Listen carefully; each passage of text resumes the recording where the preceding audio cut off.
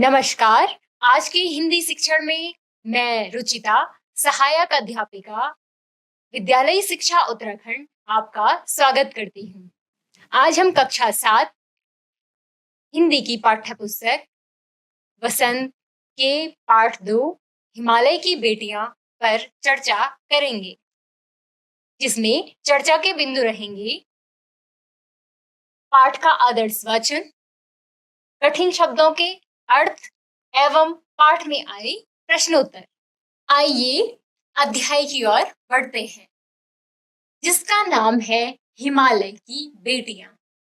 अभी तक मैंने उन्हें दूर से देखा था। बड़ी गंभीर, शांत, अपने आप में खोई हुई लगती थी। संभ्रांत महिला की भांति वे प्रतीत होती थी।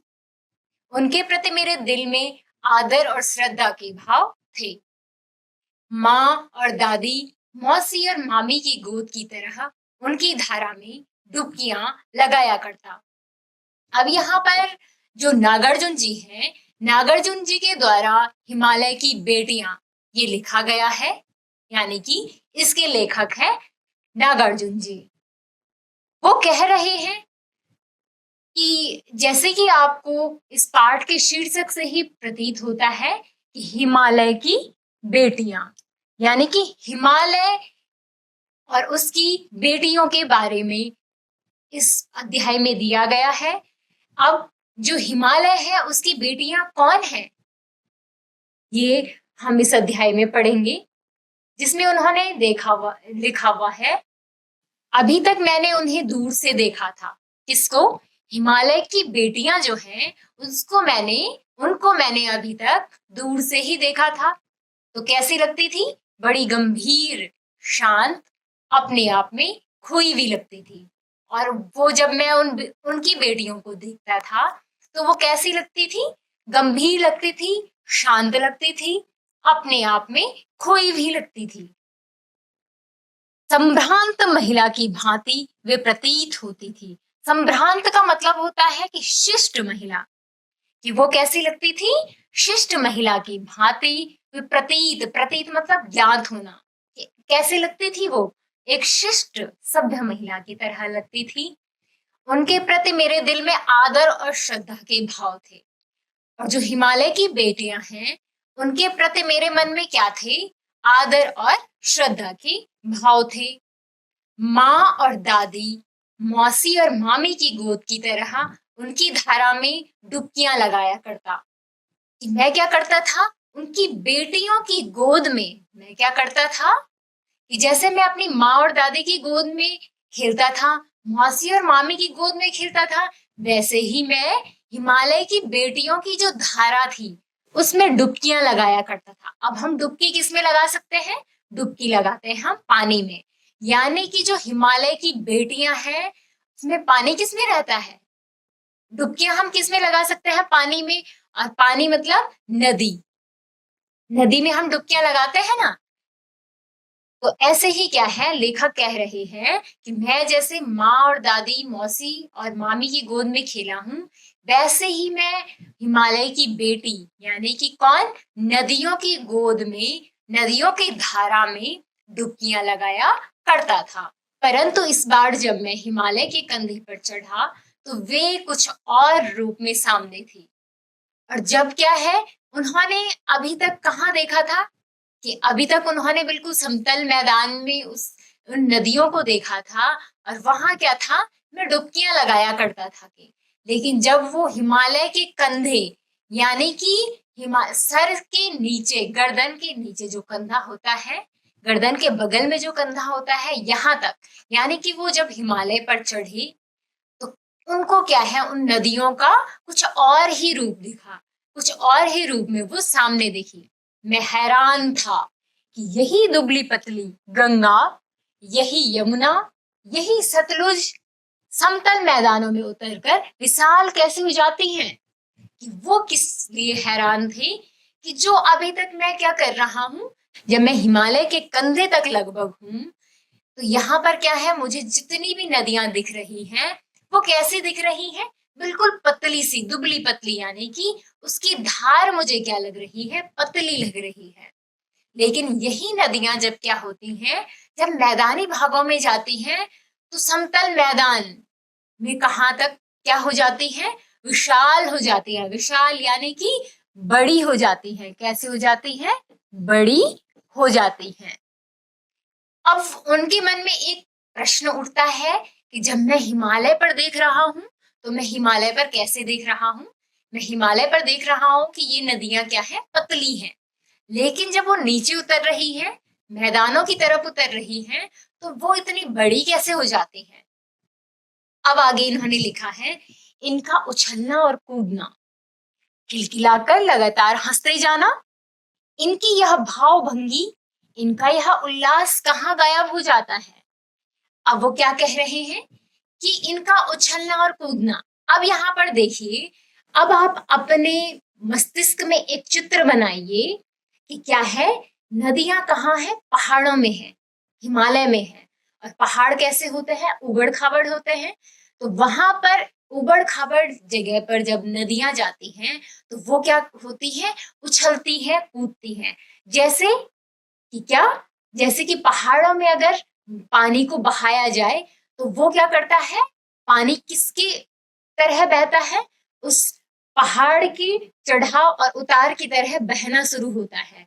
जब वो नीचे जाता है तो वो तेजी से जाता है, और जब ऊपर आता है तो वो क्या है, उछल करके ऊपर आता है। तो वो कह रहे हैं लेखक जो नागार्जुन जी, वो कह रहे हैं कि क्या है, हिमालय में क्या हो रहा है, हिमालय में जब ये नदियां हैं तो ये उछल कूद रही है, यानी कि ऊपर नीचे लगातार जा रही हैं, खिलखिलाकर लगातार हंसते जाना। नदियों का हंसना यानी कि क्या, जब पानी की आवाज आती है, जब धम से नीचे गिरने की आवाज आती है और एकदम से ऊपर चढ़ाव की आवाज आती है, तो इसको कहा है उन्होंने लगातार हंसते जाना। इनकी यह भाव भंगिमा, जैसे कि हर व्यक्ति के चेहरे की भाव भंगिमा होती है कि अगर उसको कुछ चीज, जैसे आप किसी भी व्यक्ति को देखते होंगे, तो जब आप उस व्यक्ति के चेहरे को देखते हैं, तो अगर आपने बोला कि छी, तो उसके चेहरे पर कैसे भाव आएंगे, घृणा के भाव आएंगे। और अगर आपने उसको कोई हंसने वाली बात बताई, तो उसके चेहरे पर क्या है, एक मुस्कुराहट का भाव आएगा। ऐसे ही भाव इन नदियों का भी होता है कि जहां पर क्या होता है, बिल्कुल समतल होती हैं, तो वहां पर ये बिल्कुल शांत होती है। लेकिन जब ये किसी ऊंचाई से नीचे गिरती है, तो ये धम से नीचे गिर करके तेजी से आवाज आती है। तो यहाँ पर क्या है, इनकी भाव भंगिमाएं, कहाँ पर, हिमालय पर क्या है, पहाड़ों पर क्या है, इनकी भाव भंगिमाएं बिल्कुल अलग है। इनका यह उल्लास कहाँ गायब हो जाता है, मैदान में जाकर। और लेखक के मन में क्या है कि जो ये उल्लास है, जो ये खुशी है, उल्लास यानी कि खुशी, कि जो ये इनकी खुशी है, वो मैदान में जाकर कहाँ गायब हो जाती है। यानी कि जो ये उछल कूद कर रही हैं, इनके चेहरे की जो भाव भंगिमाएं हैं, तो वो मैदान में जाकर वो बिल्कुल शांत तरह से जब बहती हैं, तो वो वहां जाकर कहाँ गायब हो जाती है। आगे है, किसी लड़की को जब मैं देखता हूँ, किसी कली पर जब मेरा ध्यान अटक जाता है, तब भी इतना कौतूहल और विस्मय नहीं होता जितना कि इन बेटियों की बाल लीला देखकर। अब यहाँ पर आप देखिए कि लेखक ने क्या किया है, नदी की तुलना बेटी से की है, कि उनको क्या कहा है, बेटी। किसकी बेटी, हिमालय की बेटी। अब हिमालय क्या हुए, लेखक ने क्या बताया, हिमालय किसके पिता है, इन नदियों के पिता है। क्यों, क्योंकि ये हिमालय की गोद से निकल करके आती हैं। उन्होंने कहा है, किसी लड़की को जब मैं देखता हूं, किसी कली पर जब मेरा ध्यान अटक जाता है, तब भी इतना कौतूहल, कौतूहल यानी कि जिज्ञासा, और विस्मय यानी कि आश्चर्य, कि मुझे इतना आश्चर्य नहीं होता है कि जब भी मैं क्या करता हूँ, किसी लड़की को देखता हूँ, या मेरा ध्यान किसी कली, कली यानी कि फूल के खिलने से पहले क्या होती है, कली होती है। तो जब मैं किसी कली को देखता हूँ, तो इतना आश्चर्य और इतनी जिज्ञासा से भरा मेरा मन नहीं होता है, जितनी जिज्ञासा से भरा हुआ क्या है, मेरा मन अभी है। कब, जब मैं इन बेटियों की बाल लीला, बाल लीला यानी कि आपने किसी बच्चे को देखा होगा तो बच्चा क्या करता है, एक पल में वो खुश होता है, एक पल में वो कूदने फुदकने लगता है, एक पल में वो क्या होने लगता है, रोने लगता है। तो जो छोटा बच्चा होता है वो अपने नटखटपन से सभी का मन मोह लेता है। तो यहाँ पर क्या है, यहाँ पर नदियों को किसने, नागार्जुन जी ने क्या किया है, कहा है कि मैं इन बेटियों की बाल लीला, बाल यानी बचपन की लीला को देख करके भी क्या हो रहा हूँ, आश्चर्यजनक हो रहा हूँ, मेरा मन आश्चर्य से भर जा रहा है। और मेरे मन में इतनी जिज्ञासा है कि इतनी पहाड़ी पर, इतने हिमालय पर, यानी कि हिमालय यानी कि जो नदियों के पिता उन्होंने कहा है, अपने पिता की गोद में ये जो बेटियां हैं वो कैसे करके खेल रही हैं, जैसा कि क्या खेलता है, एक छोटा बच्चा अपने पिता की गोद में या अपनी माँ की गोद में खेलता है। ऐसा आश्चर्य मुझे इन नदियों को देख करके हो रहा है। आगे है, कहाँ ये भागी जा रही है। अब उनके मन में ये प्रश्न उठता है कि जब वो हिमालय से आते हैं तो ये कहाँ भागी जा रही है, कि इनका क्या है, लक्ष्य क्या है, वो भागी कहाँ जा रही है। आगे है, वह कौन लक्ष्य है जिसने इन्हें बेचैन कर रखा है। अब उनके मन में क्या है, एक प्रश्न उठता है कि जैसे हम जब भी घर से निकलते हैं तो हमारा एक उद्देश्य या एक लक्ष्य होता है कि हमें वहां जाना है, तो हम क्या करते हैं, उसी रास्ते पर चलते हैं। ऐसा कभी भी नहीं होता है कि हम घर से निकल गए हैं और हमारा कोई लक्ष्य नहीं है कि हमें कहाँ जाना है, ऐसे में तो हम भटकते रह जाएंगे ना। लेकिन ऐसे ही प्रश्न लेखक के मन में नदियों के लिए उठ रहा है कि हम क्या है, हम जब भी घर से निकलते हैं तो हमारा कोई उद्देश्य होता है कि हम बाजार जा रहे हैं, हम विद्यालय जा रहे हैं, हम कहाँ जा रहे हैं हमें पता है। लेकिन जब ये नदियां क्या कर रही हैं, अपने पिता यानी कि हिमालय की गोद से निकल रही हैं, तो ये कहाँ भागी जा रही हैं, यानी कि ये जाना कहाँ चाहती हैं। और दूसरा क्या है कि वह कौन लक्ष्य है जिसने इन्हें बेचैन कर रखा है, कि वो इनका लक्ष्य क्या है जिसने इन्हें क्या कर रखा है, बेचैन कर रखा है। अब आगे क्या है, अपने महान पिता का विराट प्रेम पाकर भी अगर इनका हृदय अतृप्त ही है तो वह कौन होगा जो इनकी प्यास मिटा सकेगा। कि अब देखिए, अब क्या है कि अपने महान पिता का विराट, विराट यानी कि बहुत बड़ा, क्या है, बहुत बड़ा या बहुत ज्यादा, कि अपने महान पिता कौन, हिमालय का बहुत ज्यादा प्रेम पाकर भी अगर इनका हृदय यानी कि मन अतृप्त यानी कि क्या है, असंतुष्ट है, कि अगर अपने पिता का प्रेम पाकर भी इनका मन असंतुष्ट है तो वो उन नदियों से प्रश्न कर रहे हैं कि वह कौन है जो तुम्हारी प्यास मिटा सकेगा। कि जो हिमालय जो इतना महान है, जो सबका क्या है, एक मुकुट है, एक ताज है, वो अपनी बेटियों को इतना जो विराट प्रेम करता है, वो अपनी क्या है, अपनी बेटियों को इतने विराट प्रेम देकर भी वो नदियां क्या हो रही हैं, इनका मन क्या लग इनका मन क्या लग रहा है कि अतृप्त है, यानी कि असंतुष्ट है। तो ये क्या चाहती हैं और इनको क्या चाहिए कि ऐसा कि जो इनका मन तृप्त कर दे। बर्फ जली नंगी पहाड़ियां, छोटे छोटे पौधों से भरी घाटियां, बंधुर आदित्यकाएं, सरसब्ज उपत्यकाएं, ऐसा है इनका लीला निकेतन। अब यहाँ पर आप देखिए कि जो लेखक है उन्होंने कितने अच्छे अच्छे शब्दों का चुनाव किया है, किसके लिए, एक हिमालय जो नदियों का पिता कहा है यहाँ पर, कि एक पिता क्या है, अपनी बेटियों से अगाध प्रेम करता है। और वो नदियां क्या है, अपने पिता की गोद से निकल करके नीचे की तरफ भागी जा रही हैं। तो वो क्या है, वह कौन है जो इनकी प्यास मिटा सकेगा।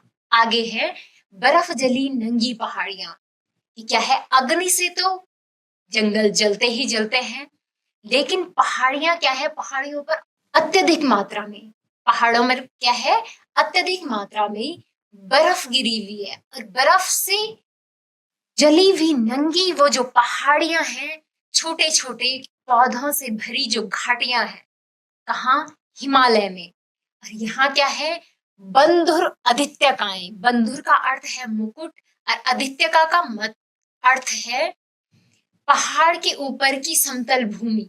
यानी कि जो पहाड़ के ऊपर की जो समतल भूमि, जो मुकुट जैसा, जिसका क्या है, उसका एक ऐसा चेहरा है जिसके ऊपर क्या है, मुकुट सजा हुआ है। जिस पहाड़ के ऊपर क्या है, मुकुट सजा हुआ है, ऐसी एक भूमि है वहां पर। सरसब्ज, सरसब्ज यानी कि बिल्कुल हरी भरी उपत्यकाएं। उपत्यकाएं यानी कि हरी भरी घाटी। उपत्यकाएं का अर्थ है घाटी, कि जो क्या है, हरी भरी घाटियां हैं। यानी कि हिमालय जो नदियों का पिता है, वो क्या है, उनकी पहाड़ियां बर्फ से जली हुई हैं, छोटे छोटे पौधों से भरी हुई घाटियां हैं, और उन पहाड़ियों के ऊपर एक ऐसी समतल भूमि है जिसने कि जैसा ऐसा लगता है जिसको देख करके, जैसा कि मुकुट पहना हो उसने। सरसब्ज उपत्यकाएं यानी कि हरी भरी घाटियां, ऐसा है इनका लीला निकेतन। निकेतन का अर्थ होता है घर। यानी कि किसका घर? नदियों का घर, हिमालय का घर, जहां से वो निकलती है।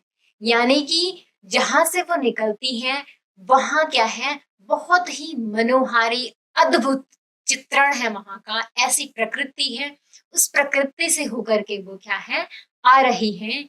ऐसा इनका घर है। किनका? नदियों का।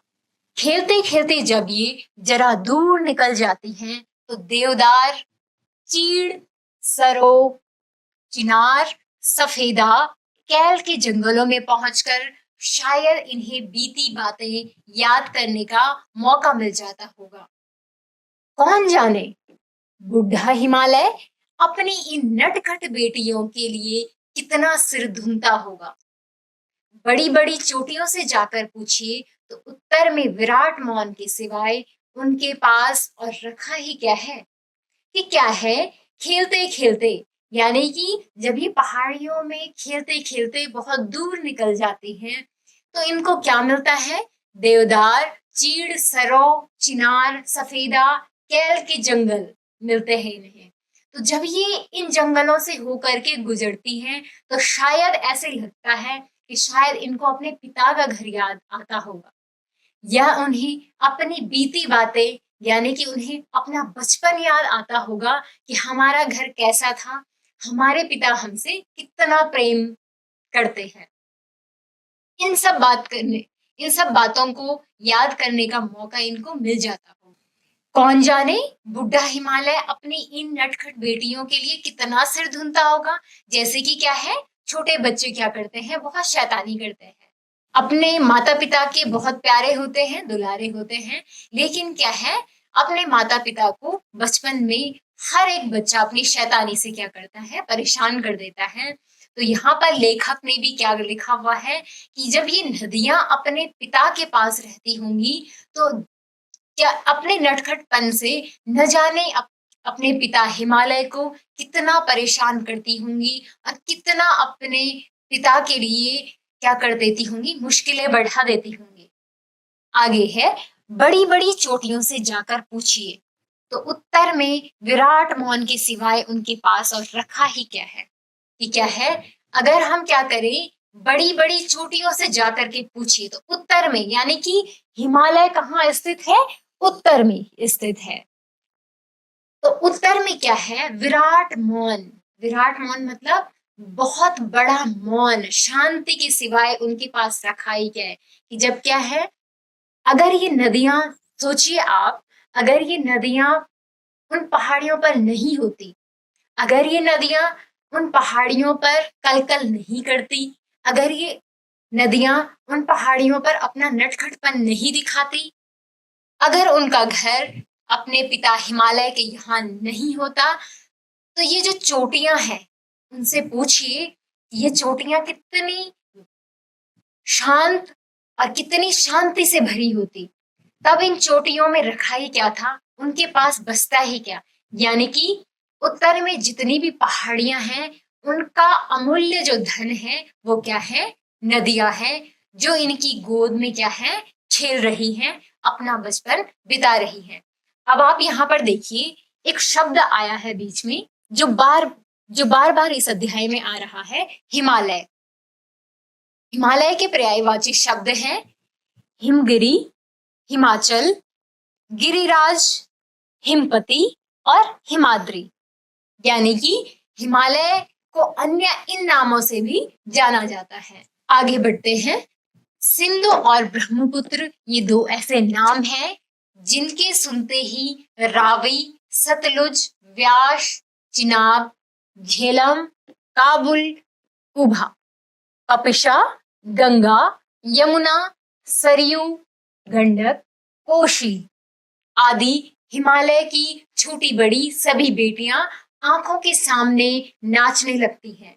कि क्या है कि जितनी भी ये नदियां हैं, कौन कौन, सिंधु, ब्रह्मपुत्र, ये दो की ऐसे नाम हैं जिनके सुनते ही रावी, सतलुज, व्यास, चिनाब, झेलम, काबुल, कुभा, कपिशा, गंगा, यमुना, सरयू, गंडक, कोशी और भी ऐसी नदियां हैं जो कि क्या है, छोटी बड़ी है, लेकिन वह क्या है, अपने पिता हिमालय की सामने, आंखों के सामने नाचने लगती हैं।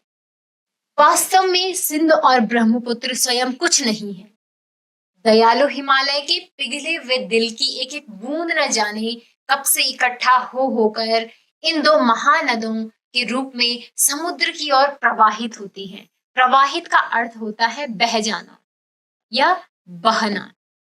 अब आप देखिए कि जो नदियां होती हैं, नदियों को क्या कहा है कि सिंधु और ब्रह्मपुत्र जो बड़ी बड़ी नदियां हैं, वह स्वयं में अपने में कुछ भी नहीं है, बल्कि किसकी है, दयालु हिमालय। यानी कि हिमालय यानी कि जो हिम का घर है, यानी कि जो किसका घर है, हिम यानी कि बर्फ का घर है, जो किसका पिता है, नदियों का पिता है। वह जब पिघलता है, हिम यानी कि बर्फ जब पिघलती है, तो ऐसा लगता है कि मानो अपने पिता के हृदय से जब एक एक बूंद पिघलती है, तब वह बूंद इकट्ठी होकर के कहाँ जाती है, इन दो महानदों यानी कि दो महानदियों में मिलती है। किन किन, सिंधु और ब्रह्मपुत्र में, और अंत में ये समुद्र की ओर प्रवाहित होती है। और अंत कहाँ है इनका, ऐसा लगता है कि इनका लक्ष्य कहाँ है, समुद्र में मिलना है। आगे देखिए, कितना सौभाग्यशाली है वह समुद्र जिसे पर्वतराज हिमालय की इन दो बेटियों का हाथ पकड़ने का श्रेय मिला। श्रेय का मतलब होता है सौभाग्य।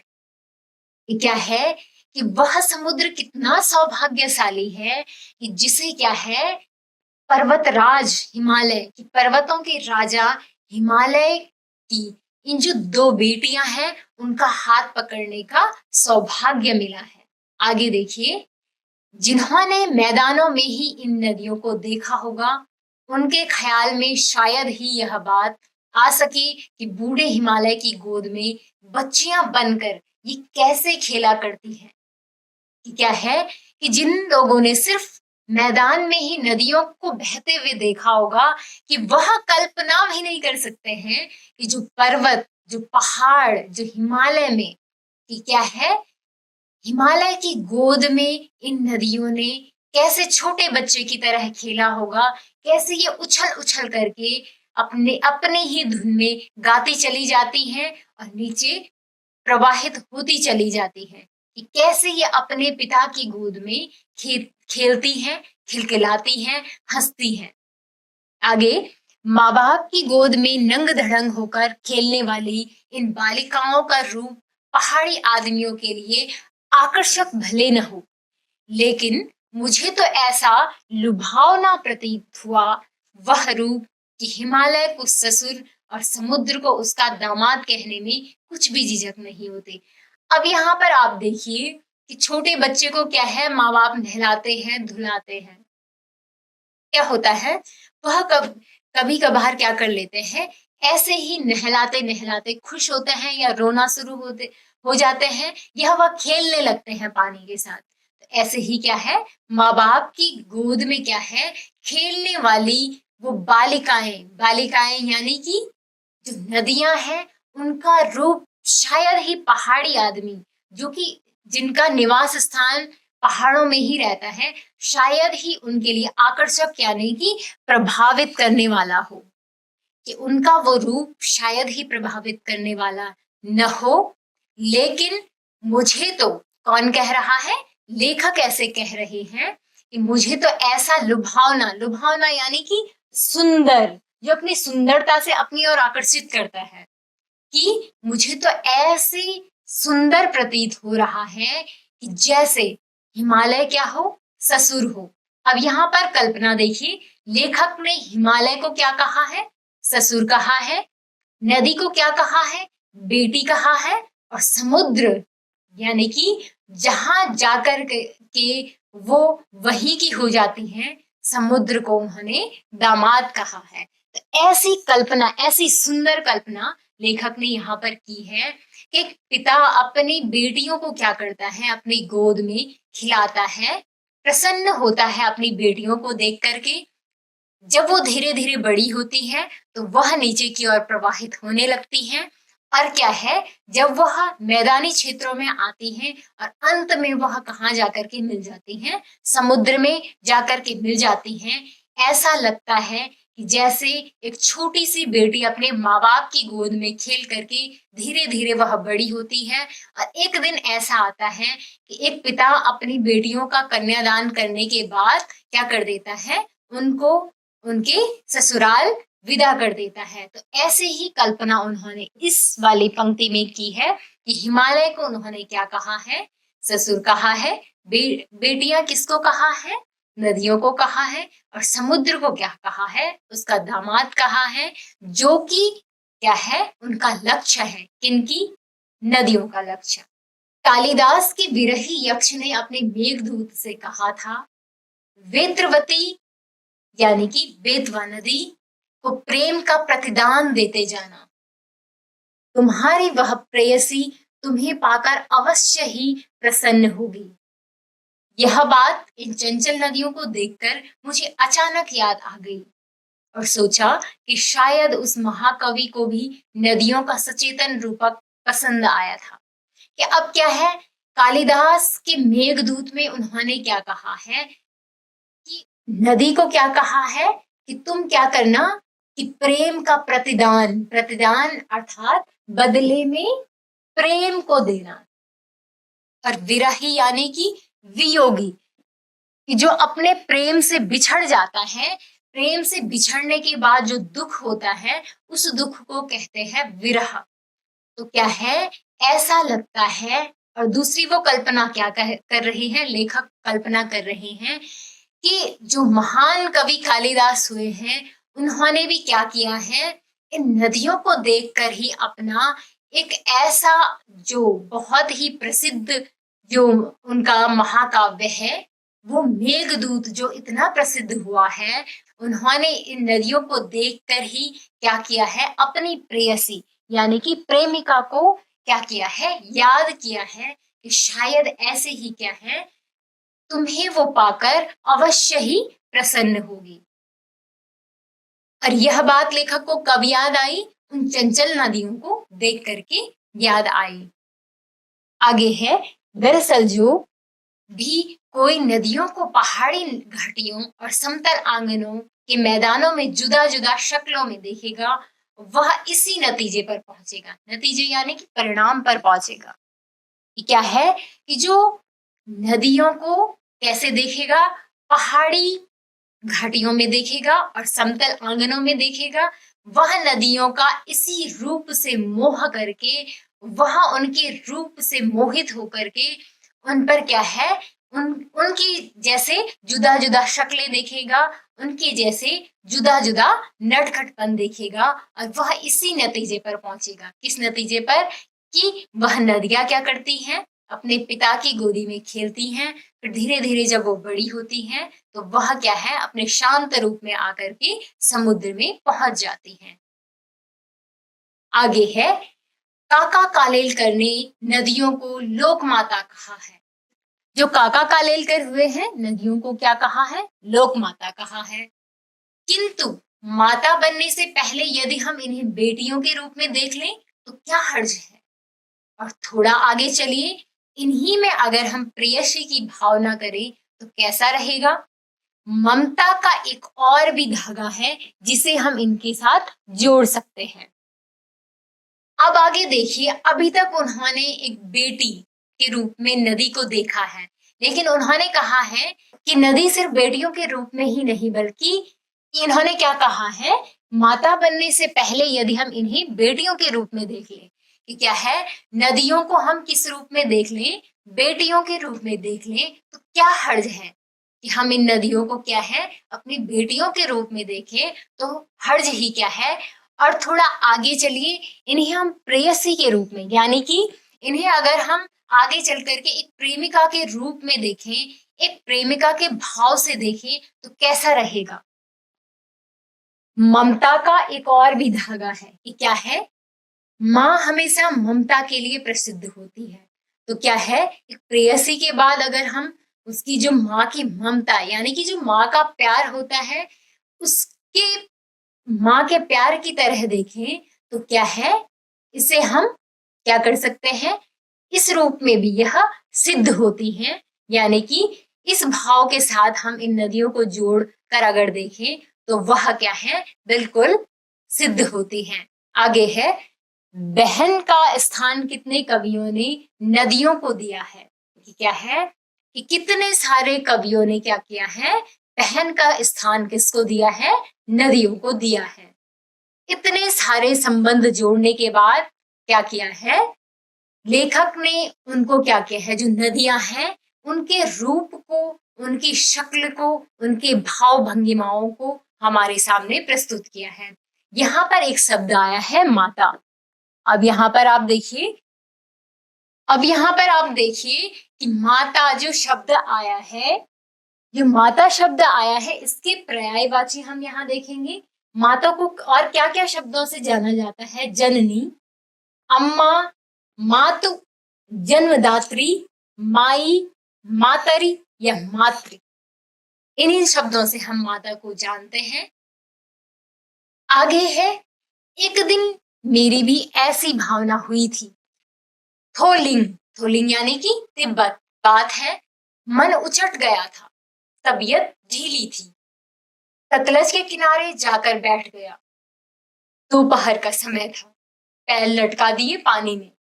थोड़ी ही देर में उस प्रगतिशील जल ने असर डाला, तन और मन ताजा हो गया, तो लगा मैं गुनगुनाने। अब यहाँ पर आप देखिए कि अभी तक उन्होंने नदियों की भावनाओं के भंगिमाओं के बारे में चर्चा की, लेकिन आगे उन्होंने कहा है कि एक दिन मेरी ऐसी भावना हुई। कौन सी भावना और कहाँ हुई?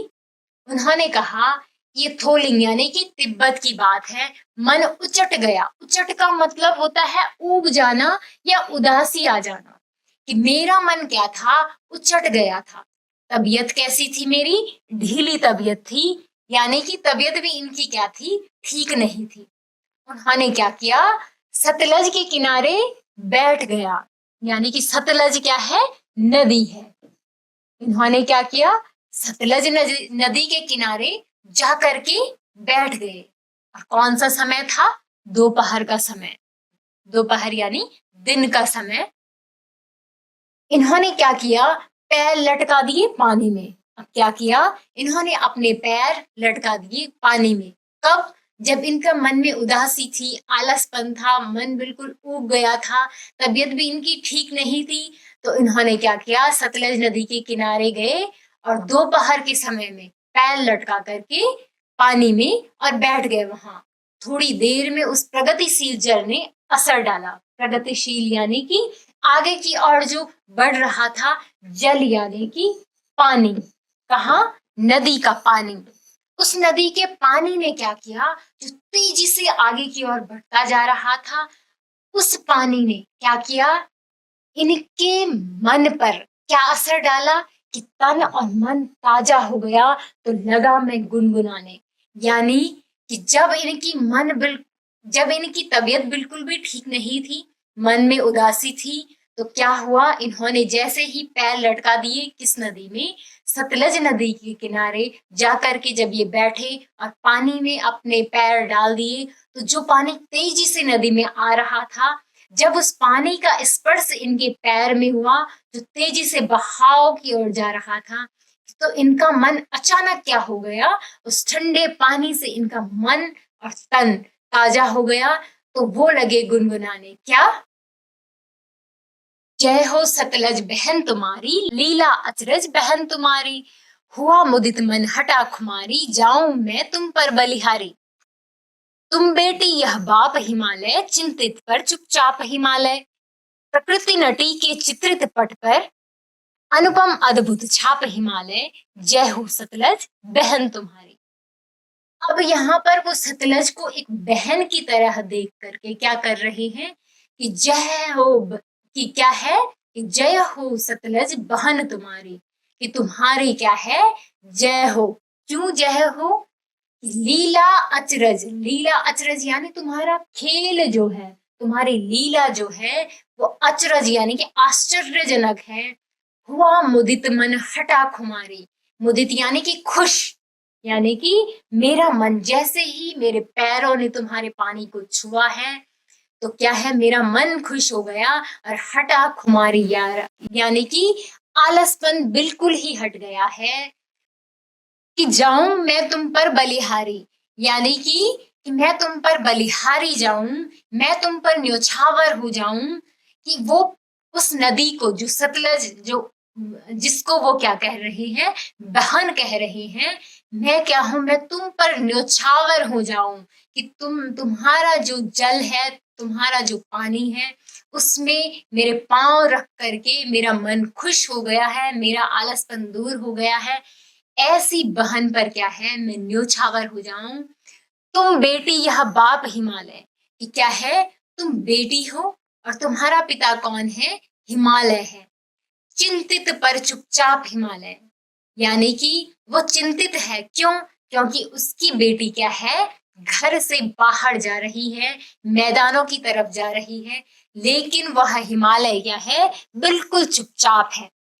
प्रकृति नटी के चित्रित पट पर, यानी कि प्रकृति के साथ जो नटखटपन तुम दिखाती हो, नटी यानी कि जो नाटक करते हैं, जैसे आपने कई बार देखा होगा रोड के किनारे क्या होता है, कुछ लड़कियां क्या करती हैं, एक बारीक सी रस्सी पर चल करके करतब दिखाती हैं, या वो क्या करती हैं, दोनों हाथों को झूलते हुए क्या करती हैं, करतब दिखाती हैं।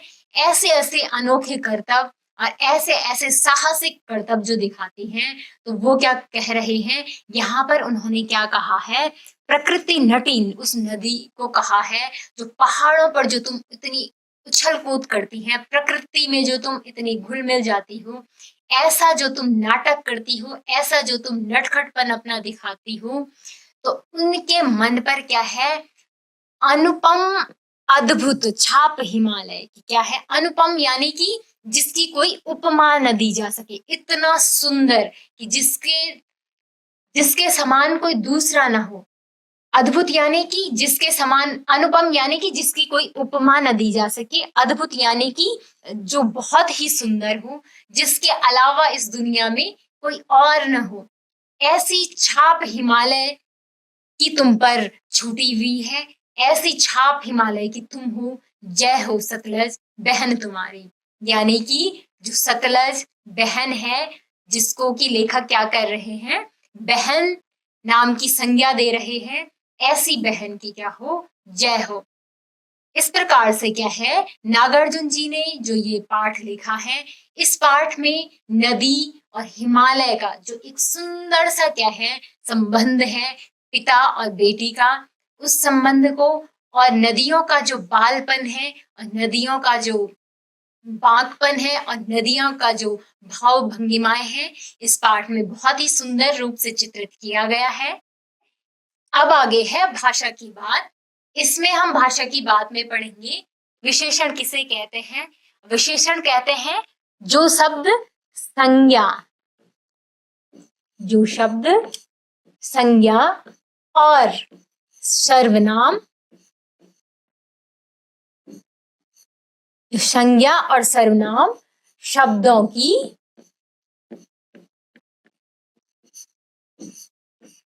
विशेषता को बताता है।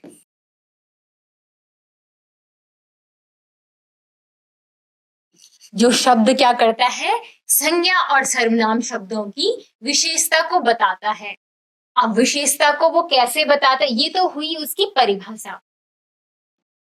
अब क्या है, संज्ञा और सर्वनाम शब्दों की जो विशेषता बताता है उसे तो विशेषण कहते हैं। अब वो शब्द कैसे बताता है, अब आगे हम जो पढ़ेंगे वो क्या है कि कैसे, जैसे कि उदाहरण अगर हम देंगे तब आपको बहुत अच्छे से समझ आएगा। जैसे कि अगर मैं बात करूं कि काली गाय, काली गाय ये क्या है, यहां पर किसके बारे में बात हो रही है, गाय के बारे में।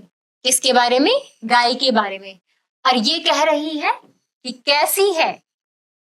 अगर हम ऐसा प्रश्न करें कि कैसी है, तो कैसी है, काली है। कौन है, गाय है। तो यहां पर क्या है, दो शब्द आए हैं कि गाय कैसी है, काली। तो क्या है, जो गाय की विशेषता कौन बता रहा है, काली शब्द बता रहा है कि कैसी है, काली है। कौन है, गाय है।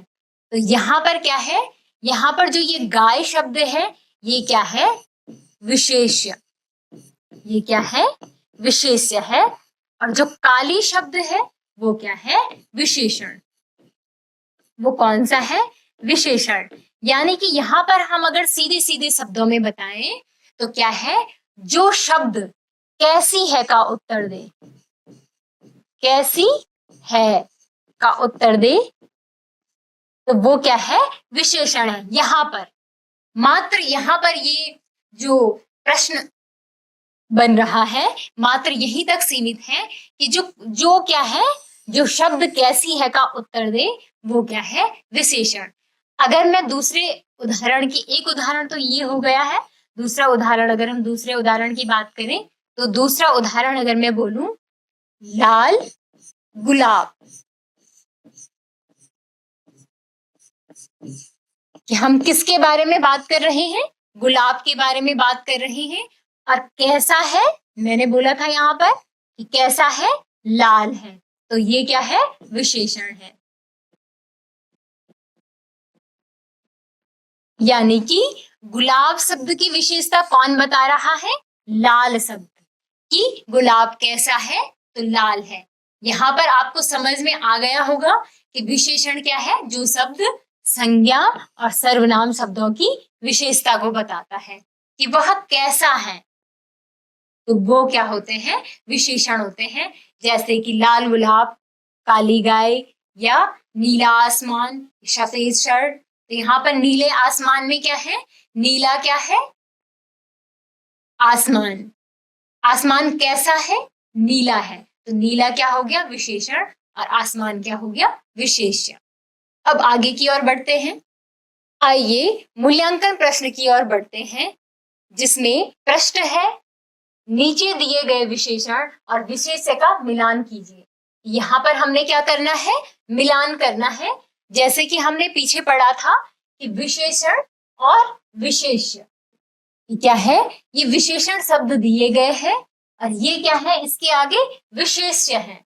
तो इसका हमने सही मिलान करना है। अभी तक क्या है, ये प्रश्न है जो कि इसका मिलान क्या है, गलत दिया हुआ है। अब हमने इसको क्या करना है, सही करना है। तो अब आगे देखिए, संभ्रांत अध्याय में भी आया था, संभ्रांत। संभ्रांत क्या है, संभ्रांत का उत्तर है महिला। संभ्रांत कौन थी, महिला थी। और कैसी थी, संभ्रांत थी। संभ्रांत यानी कि शिष्ट थी, सभ्य थी। अगला जो शब्द है वो है चंचल। कैसी, चंचल। कौन, चंचल नदियां। कौन, चंचल नदियां। इसका सही मिलान है चंचल नदियां। अब तीसरा जो शब्द है वह है समतल। समतल का मिलान इसमें से कौन सा सही होगा? समतल वर्षा भी नहीं होती है, समतल जंगल भी नहीं है, समतल महिला भी नहीं है, समतल नदियां भी नहीं है, तो समतल कौन होता है? आंगन। तो इसका उत्तर क्या होगा? समतल आंगन। अब आगे क्या है शब्द? घना। पिछले अध्याय में भी हमने पढ़ा था कि घना क्या है। इन तीनों का तो हमने सही उत्तर ये लिख लिया है। अब बचे ये दो शब्द और ये दो शब्द। तो इन दो शब्दों में से कौन सा घना का सही उत्तर होगा? घना क्या है? घनी वर्षा तो होती नहीं है, पर दूसरा शब्द क्या है? जंगल। तो घना क्या होता है? जंगल। इसका सही अर्थ क्या है? जंगल। घना का जो विशेषण है, उसका जो सही शब्द है, जो सही विशेष्य है, वो है जंगल। अंतिम जो शब्द है मूसलाधार। मूसलाधार क्या होती है? बारिश। यानी कि इसका जो सही विशेष्य है वो है वर्षा, यानी कि मूसलाधार वर्षा। अब एक बार हम इसको फिर से देखते हैं कि जो संभ्रांत है वो महिला है, चंचल है वो क्या है? नदियां हैं, समतल है वो क्या है? आंगन है, और घना क्या है? जंगल है, और सबसे अंतिम जो शब्द है मूसलाधार वो क्या है? वर्षा है। अभी तक इस अध्याय में हमने जिन बिंदुओं पर चर्चा की है वह बिंदु है पाठ का आदर्श वाचन, कठिन शब्दों के अर्थ, पाठ में आए प्रश्नोत्तर। आइए गृह कार्य की ओर बढ़ते हैं। आज का आपका गृह कार्य है आपके आसपास बहने वाली नदियों के उद्गम स्थलों के बारे में जानिए। यानी कि जो आपके जहां पर आप रहते हैं, आपके आसपास जितनी भी नदियां हैं वह कहाँ से निकलती हैं, उसका उद्गम स्थल जानिए। आशा है आज के अध्याय में हमने जिन बिंदुओं पर चर्चा की है आपको अच्छे से समझ आया होगा। मिलते हैं अगली कक्षा में, तब तक के लिए धन्यवाद।